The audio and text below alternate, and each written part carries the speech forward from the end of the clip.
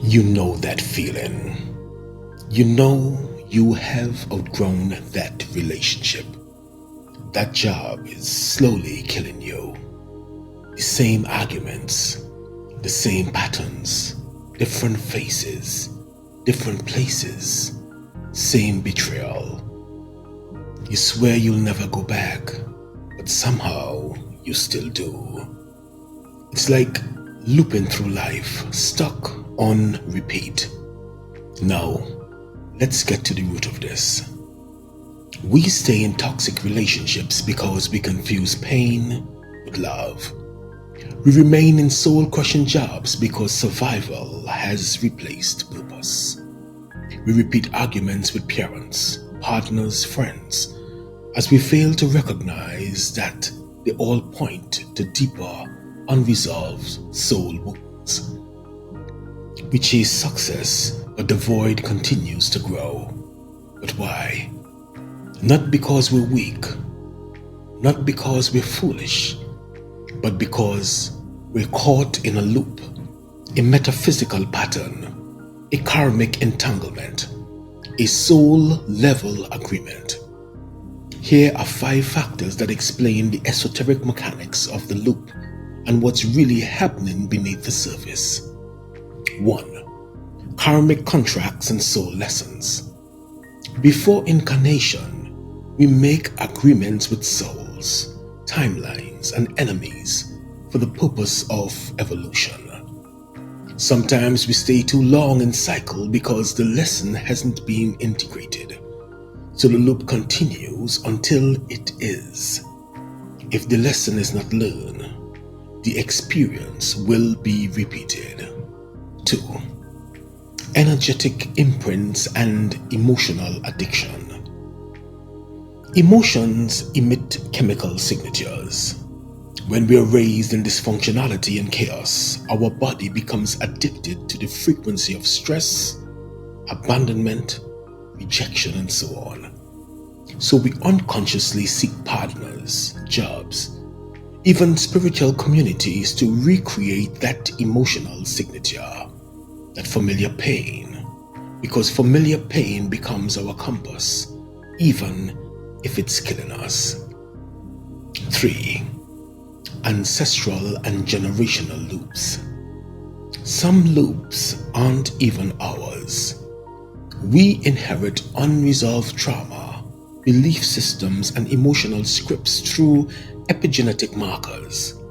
A grandmother's silence, a father's rage, a great-grandmother's heartbreak. If left unhealed, the loop becomes legacy. 4. Spiritual amnesia. The moment we forgot who we are, divine, powerful, whole, we begin looking outside for what only exists within. We settle, we beg, we shrink, not because we want less, but because we forgot we are more.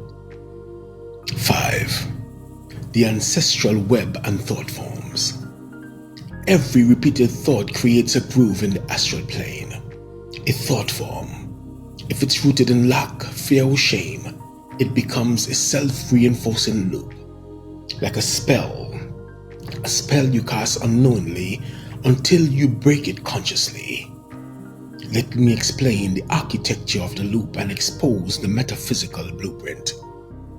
Every loop is built like a circuit, a closed energy system powered by primarily 3 factors: memory, meaning, and momentum. Let's look at memory. You remember the wound more than the lesson. The body replays the hurt, so the soul keeps seeking resolution, usually in the same place it was first wounded. Pain becomes a compass, but it's a broken one. Let's look at meaning. We attach significance to the suffering and establish false narratives such as, maybe this is what love looks like. Maybe this job is my only chance. Maybe I deserve this. But meaning is not the truth. It's only interpretation. And interpretations can become prisons. Let's look at momentum. Loops persist because they have rhythm. They feed off attention, belief, and fear. Even chaos has a beat. And until you interpret the rhythm, the dance continues. Some loops are not just patterns. They become entities, thought forms, or egregors, created by persistent emotion, which evolve into semi-conscious energetic beings. They live off your attention, and that's why it is said that energy flows where attention goes. They whisper, "Go back to him. Don't leave that job. You won't survive this." These entities do not require belief, only repetition. To break the loop, you must not only reclaim your will, but you must starve the spirit that grew in your suffering. Remember the story of Lot's wife in Genesis chapter 19? When Sodom was destroyed, Lot's wife was told not to look back, but she did, and she turned into a pillar of salt. This isn't just a moral tale, it's an archetype. She looked back not because she loved Sodom, but because a part of her identity was still tied to the pain. Breaking the loop requires more than escape. It requires severing the soul tie to the identity you constructed within the trauma. Let's look at another story. The man at the pool of Bethesda. That was in John chapter 5. Is another story we can reflect upon. Jesus sees a man who had been crippled for 38 years. He asks one question: "Do you want to be made whole?" It wasn't sarcasm, it was truth. Some people don't want healing. They want the familiarity of pain. They've married their affliction. The loop is safer than the unknown. Freedom is terrifying when all we've known is bondage. The question is timeless. Do you really want to be free, or do you just want relief inside the loop?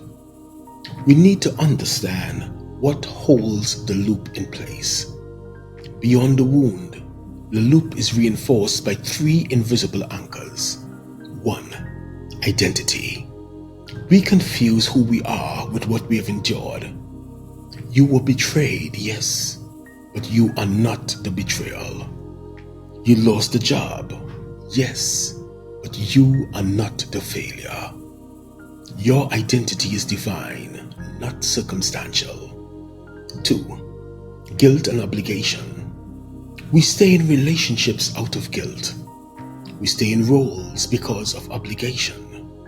We mistake loyalty for bondage, but true love, divine love, never demands your diminishment.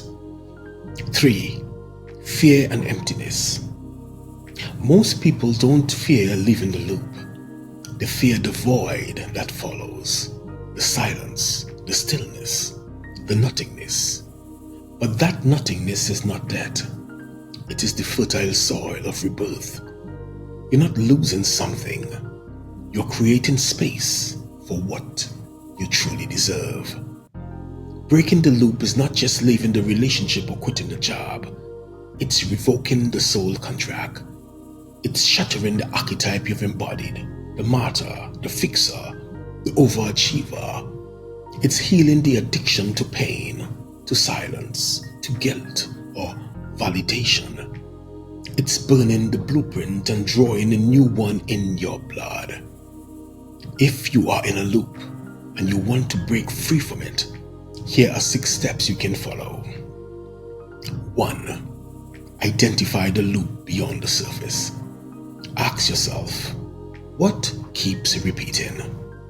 What emotion keeps returning?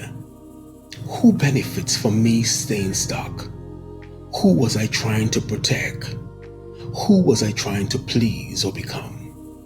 Trace the origin. It's usually not about the job or the lover. It's about the wound. 2. Revoke the contract. Speak aloud.